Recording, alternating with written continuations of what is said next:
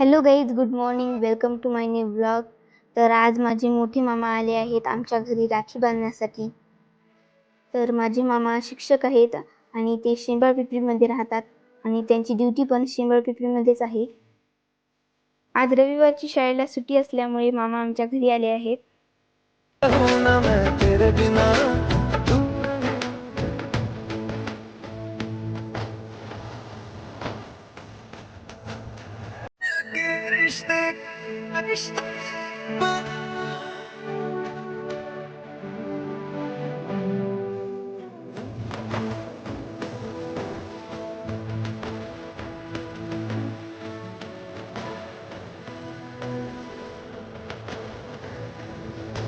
धागों से बांधा ऐसा